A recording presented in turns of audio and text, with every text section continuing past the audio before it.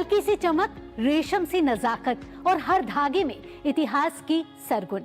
मैं बात कर रही हूँ उस साड़ी की जो सिर्फ पहनी नहीं जाती बल्कि महसूस की जाती है। मध्य प्रदेश के कस्बे चंदेरी से निकली ये कला महाभारत काल से लेकर मुगल दरबार और सिंधिया राजघराने तक शाही शान की पहचान रही है।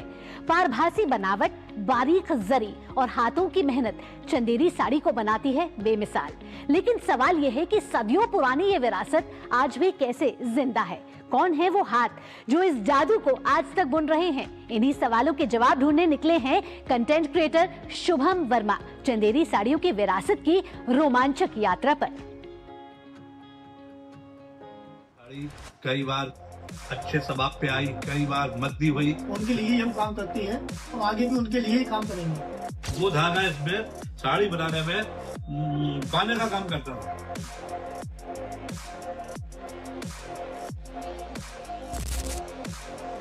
एक कारीगर मिलकर बनाता है बूटी छोटी बूटी। ये साड़ी लगभग 15 दिन में तैयार होती है एक साड़ी बनके। इस हिसाब से चंदेरी साड़ी बनती है, इसको बोलते हैं प्योर हैंडलूम चंदेरी साड़ी। हमने खुद अपने उसमें देखा है।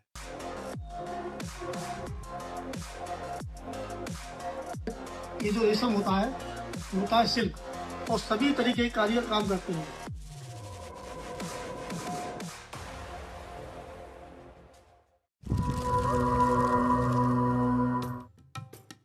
ये साड़ी लगभग 15 दिन में तैयार होती है एक साड़ी बनके।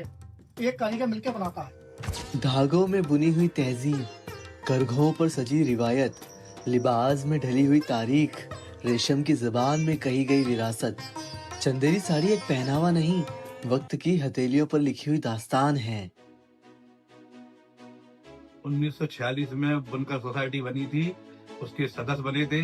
चंदेरी साड़ी कई बार अच्छे सबाब पे आई, कई बार मद्दी हुई।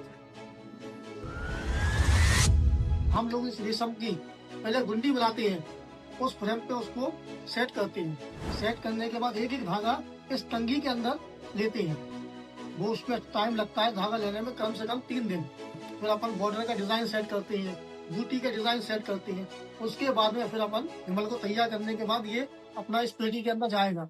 पाने से साड़ी तैयार होती है। ताना जो होता है वो हर साड़ी में रेशम का होता है। ये जो डिजाइन है ये जगह के माध्यम से एक एक तिल्ली ऐसे वीविंग करके डाली जाती है इसमें। इस हिसाब से चंदेरी साड़ी बनती है। इसको बोलते हैं प्योर हैंडलूम, हाथ का काम। इसमें कोई मशीनें काम नहीं है, प्योर एकदम प्योर सिल्क। पीढ़ी दर पीढ़ी चली आ रही ये रिवायत, ये परंपरा आज भी जमाने की अकीदत को जिंदा किए हुए है। हुनर ने जब जमाने की बात तो सफरनामा उसका जरिया बना। धरोहर वही रही, सिर्फ दौर बदले गए। देखो साड़ी बनने में 2 धागा यूज होता है। इसमें ओवा धागा जो होता है, लंबा धागा, उसको ताना बोलते हैं, और जो विविंग में होता है उसको पाना बोलते हैं। हिमल को तैयार करने के बाद ये अपना इस पेटी के अंदर जाएगा। जाने के बाद फिर अपन इसको इस तरीके से बांधे को बुनेंगे। इसके जो बाना होता है इसमें सबसे पहले कॉटन लगता था। अब कॉटन थोड़ा कम हो गया तो मसलाई लगने लगी। मसलाई लगते लगते कुछ कम हो गई तो सिल्क लगने लगी। सिल्क भी अब लगते लगते थोड़ी कम होती जा रही तो पूना रेशम लगने लगा। ये साड़ी का बाना होता है, जो बांधे से साड़ी तैयार होती है। ताना जो होता है वो हर साड़ी में रेशम का होता है और बगैर रेशम की साड़ी का ताना नहीं बनता। दूसरी चीज का बन जाएगा तो कमजोर रहता है, चलता नहीं है। इसलिए हर साड़ी में ताना जो है वो रेशम का और बाने का तरीका पलट जाता है। ताने बाने में बुनी चंदेरी साड़ी महज लिबास नहीं, एक एहसास है। हर रेशा वक्त की दास्तान समेटे है, हर बुनावट तहजीब और हुनर का इजहार। इसकी हल्की पारदर्शिता में स्त्री की कोमलता झलकती है और इसकी मजबूती में उसकी अडिग शक्ति। चंदेरी को ओढ़ना स्वयं को इतिहास, गरिमा और शाश्वत सौंदर्य से जोड़ना है।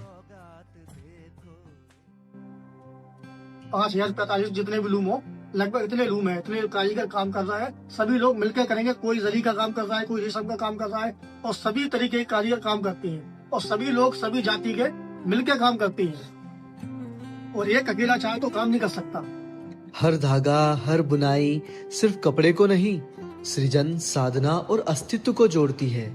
बुनकर जब करघा चलाते हैं तो वे केवल धागे नहीं बुनते, बल्कि जीवन के मूल्यों और आत्मनिर्भरता के आयाम रचते हैं। यहाँ से जन्म लेता है रोजगार और यही आकार लेती है मध्य प्रदेश की परिकल्पना, आत्मनिर्भर मध्य प्रदेश, जहाँ संस्कृति, श्रम, परंपरा और प्रगति एक ही अनंत धागे में अविभाज्य रूप से जुड़े हैं।